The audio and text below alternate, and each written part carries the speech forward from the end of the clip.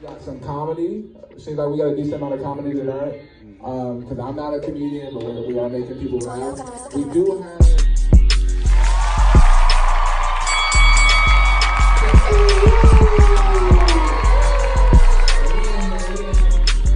So I'll let him introduce himself.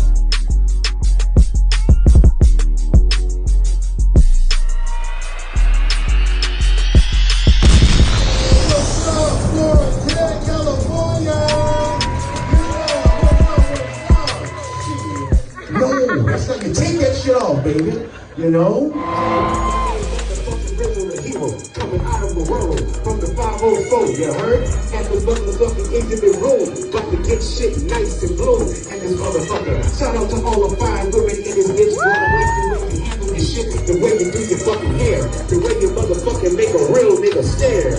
Like that there, shit, I'm pulling for you and say, bitch, I wanna marry you. Fuck that, girl, I just wanna carry you.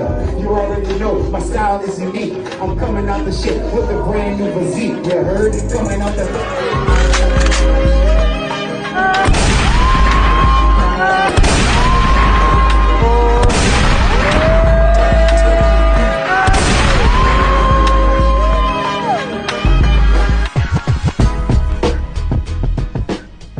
Hey Exhibit fam, I'm here with Rizzo the Hero, aka Romeo. How are you doing? Hello, Miss Brenda. How are you? I'm good, thank you. He made me laugh so much out there. He's really funny. I want to tell you guys need to look him up on social media. He'll give you out his social media handles in a bit, but let me go ahead and allow you guys to get to know him. So let me go ahead and ask you the first question. What motivates you to do what you do? Comedy. Well, me myself as an artist, as a comedian, you know what I mean? For one, I'm gonna be honest. For one, just having the gift, having the talent, I feel as if out of all the people in the world, I'm honored that He gave it to me. You know, God gave it to me. My sister, who is my biggest fan, my biggest supporter, you know, who just motivates me to keep going. A shout out to Yuri, Anita Lavender, aka Ya, aka Creole Queen, founder of Ya Creation, and of course my mom, Mrs. Angel McGee, the queen of the McGee Mafia. You know what I'm saying? New Orleans finest, the rose who grew with no watering. So yeah, those three people: God, my mom, and my sister. Beautiful. Strong women in your life, I'm sure. Yes, ma'am. Absolutely. Shout out to them. How did you start your comedy career? I started my comedy career basically in 2003. My mom sent me, I was taken out of high school and I went to military school. And it was a talent show. The first talent show, I rapped and I bombed. I did horrible. Similar to how I did out there earlier. But a second talent show came up and I did stand-up comedy. I started doing impersonations of people. Growing up as a kid, I would just mock different celebrities, mock school teachers, mock relatives and stuff like that. You know what I mean? So somebody, I think my drill instructor said, listen, when you go on stage, you should imitate all the drill instructors. Yeah. And I did that, and I just saw people's reaction, the way they laughed, and I said, this is my calling. You know what I mean? And, you know, growing up looking at Comic View, Def Comedy Jam, stuff like that, I'm like, hey, I could do what those guys do. You know what I mean? So, yeah, that's, you know, I just feeling as if it's naturally in me. You know what I mean? And I mean, I pretty much fuck up at everything else. You know, I tried to be an electrician. I got electrocuted. I tried to build houses as a carpenter. I hammered my thumb. You know what I mean? I tried to be an exotic dancer. I keep getting arrested. I don't know what the hell is going on. It's just aggravating, you know?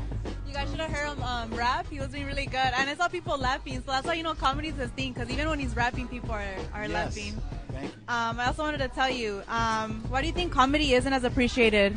You know, comedy isn't really as appreciated because of the fact that everyone knows someone who can make them laugh. Everyone has a friend or family. Everyone knows someone who can just talk shit.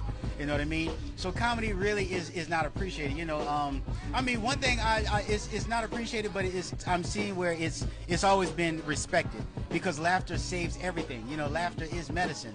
You know what I mean? Unlike rappers, you know, we're not feared. You know, but what people have to realize that comedians are the real serial killers. We are the ones who go through it to take any type of tragical situation, happy situation, confused situation, and make it into a humor situation. That's dangerous. Yeah. You know what I mean? So yeah, comedy is not appreciated. And now you see everyone wants to be a comedian. Everyone wants to have a podcast. Everyone wants to be content creators. You have rappers who is older now, who's retired, that want to be comedians. You know, so, you know, I thought it was only our job to talk shit. You know, you guys were gangsters. You know, get back to being a gangster, you know? Yeah. And why is it so important to follow your dreams? I'm sorry. Why is it so important to follow your dreams? It's important to follow your dreams because if not, you're going to work for someone who did. You know what I mean? I tell that to people a lot. You know what I mean? God gave you the gift. He gave you the gift. We understand that trials, tribulations, so many situations come up in life, such as children, such as family, you know, such as finances. You know what I mean? But still in all, you know, you're never too old. You know, me, myself, I came all the way out here from New Orleans on the Amtrak train with only $200 in my name. You know what I mean? I was homeless, you know, now when I say homeless, I'm not talking about, you know, having sex with men for drugs on Skid Row, nothing like that. Okay, just basically, you know, from couch to couch and stuff like that. You know what I mean? But I was moving on faith. I was moving on God faith, and it's like, you know what? I left New Orleans at age 33. This is the youngest I've ever been, and this is the oldest I've ever been, and the youngest I'm gonna ever be. You know what I mean? So you don't wait for your parachute to open, just jump. It's gonna open, you know what I mean? So it's very important. So follow your dreams and work for someone who did, man. You know, and you're gonna wind up being bitter and jealous of those who did. Yes. Just remember that. Yes, so get your game on pretty much. Yes, ma'am. Yes. I'm gonna ask you the difference in transitioning from New Orleans to LA. You did mention you moved from New Orleans with $200. How was the transition from there to LA? You know, it's different. For one, you know, LA, California period has more diverse. You know what I'm saying? New Orleans is kind of just starting to get like that because of the culture. You know, the Mexican, the Latino community is just starting to, you know, become residents of New Orleans. You know, a couple of agents, but growing up, it was mainly black and white. So me coming out here, you know, living in a Hispanic community, living amongst Orientals, Asians, you know, people of different ethnic groups, Arabian.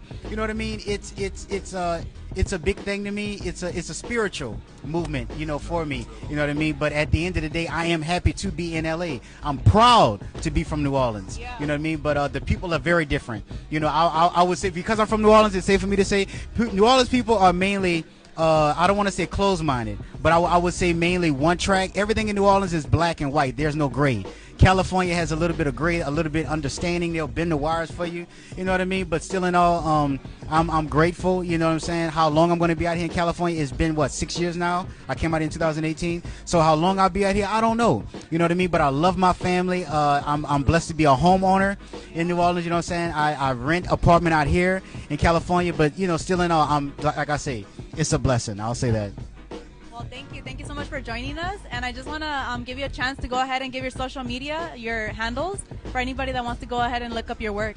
Absolutely. So check it out. My name is Romeo Hilaire, a.k.a. your grandmother's favorite exotic dancer. So listen, you can catch me on Facebook at Romeo Hilarious. You can catch me on YouTube at RISO888. Okay, and I'm on Instagram at Rizzo_the_hero. And also, before we end it, I want to let you guys know something. This is the first, and I'm always interviewing people. This is the first interview I've had throughout my career in California. Okay, so I want to do something special for you. Okay, but you have to close your eyes. Close your eyes. Okay.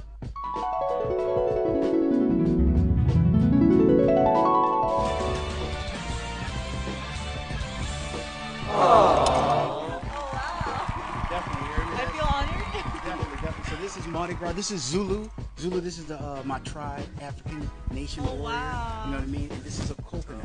This is a coconut from New Orleans. You know. Thank you so much. You know what I'm saying? Beautiful. My first interview. Shout out to Miss Thank Beautiful you. Brenda. You know what I'm saying?